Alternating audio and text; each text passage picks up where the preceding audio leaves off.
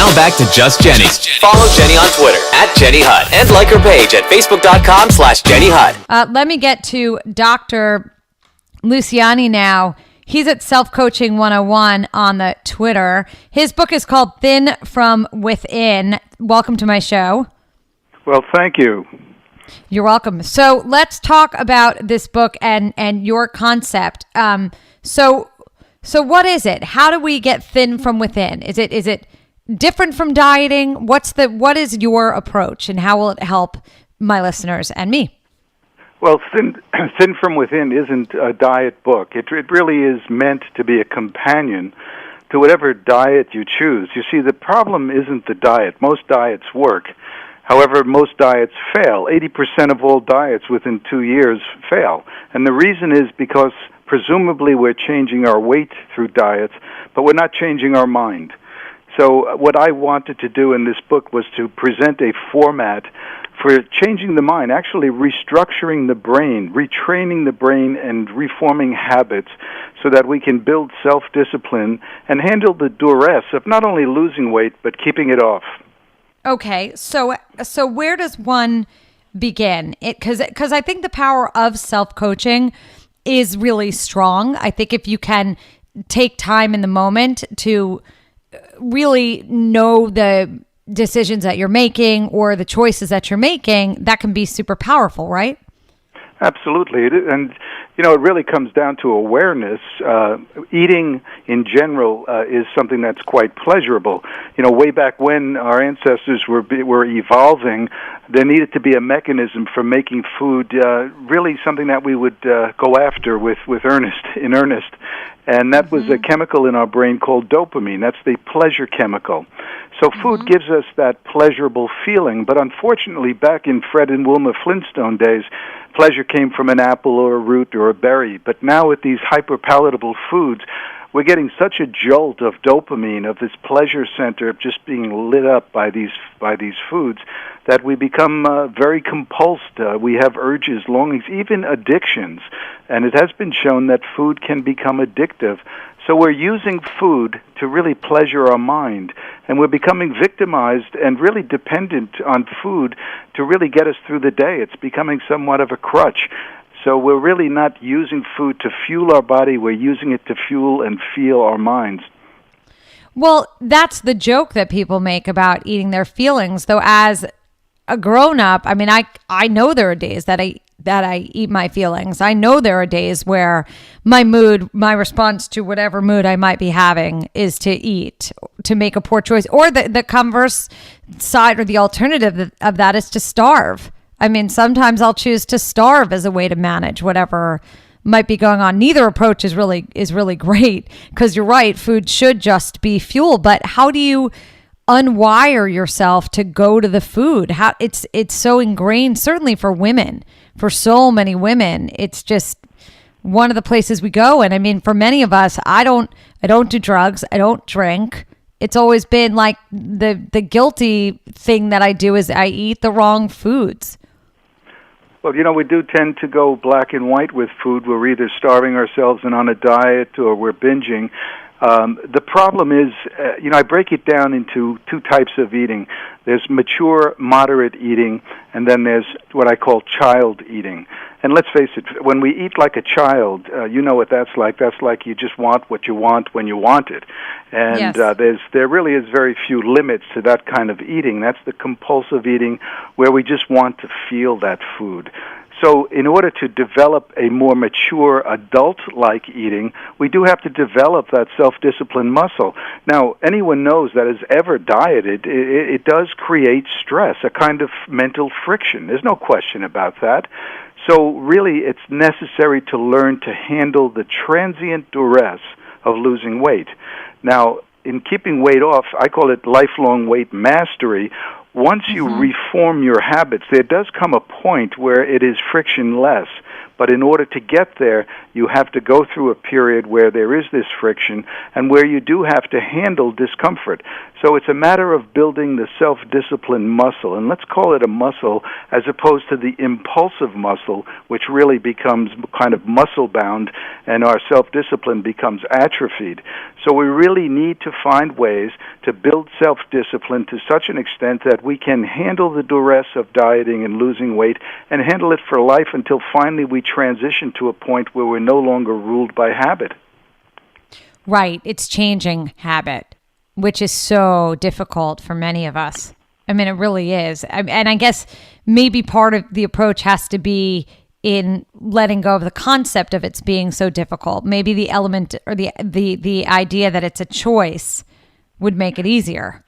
Well, that certainly is a key element in realizing it's a choice, but it's also important to recognize that this is not rocket science. You can do this. It's kind of a mind game that goes on where we start to become convinced that it's too much, we can't, and we kind of capitulate to that, angel devil, the devil side of us that says it's too much. We need to lose the word can't, we need to lose the yes buts, we need to lose the shoulds, and we need to take charge of our lives. And really, it's really a matter of critical awareness. You take charge of your life by realizing you take responsibility for your life. And anything less than that is really living your life as that child. So let's start at the beginning. Let's say I want today. I'm going to say I want to change the way I look at dieting. What's the first step? Well, the first step is to become aware of what I call your three enemies. You need to be aware of the influences that set you up for failure. And the enemies are adverse circumstances. That's a bad day at work. You come home with stress.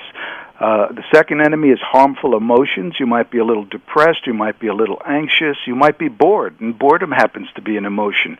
And the last is destructive habits, sitting in front of the TV, eating too quickly.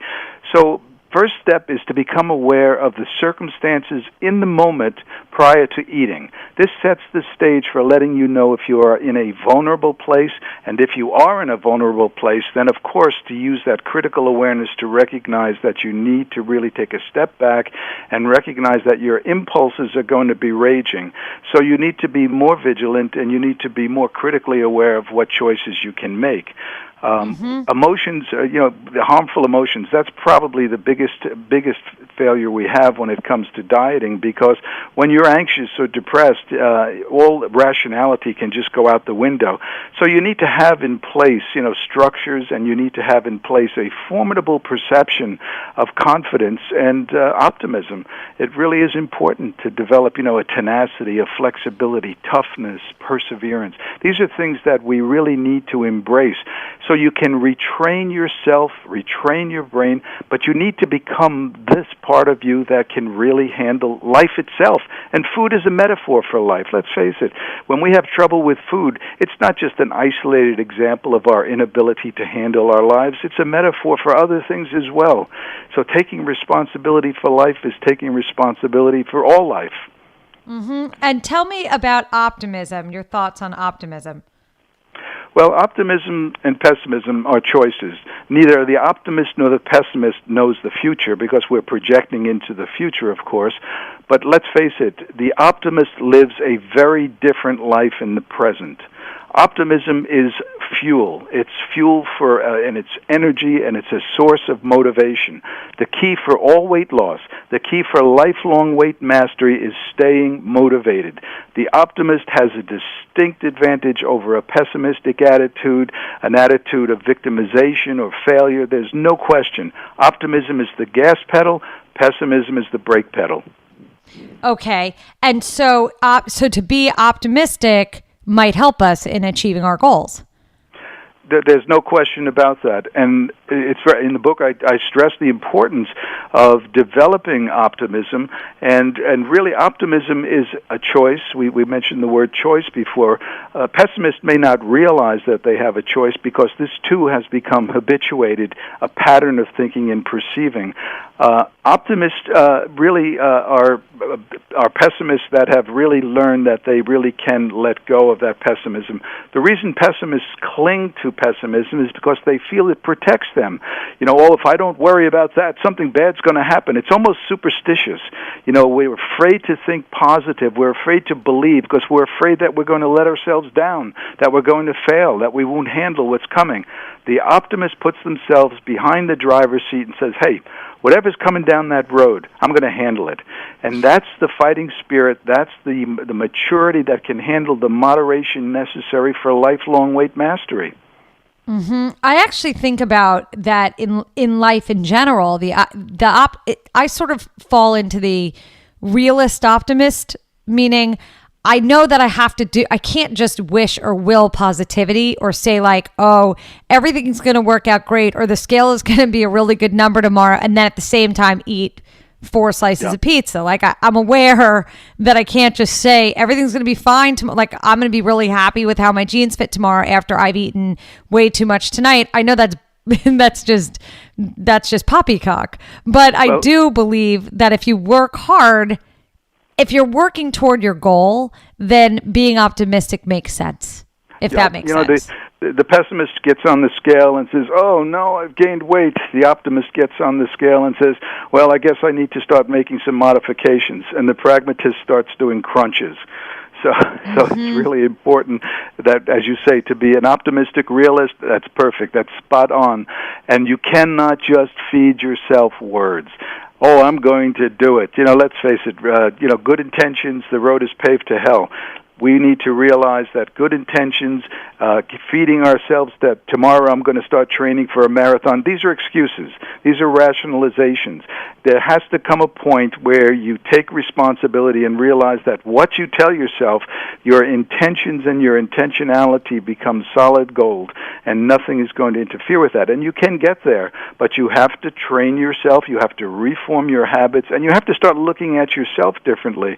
That's why I say this is more than simply just about food. It is, of course, about food, but it's also about you and your life and your self-esteem and your self-confidence. It's all intertwined.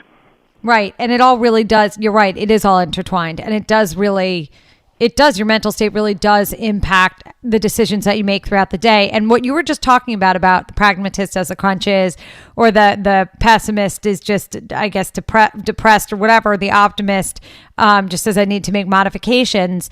I would actually take one step further to even when you're dieting or you're eating better or you're working on it, people get so caught up in the how quickly that they're losing weight or that the scale is reflecting the changes.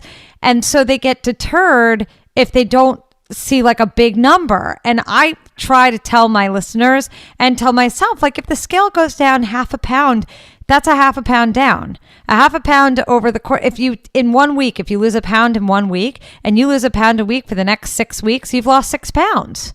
Right. What's bad about that? Nothing.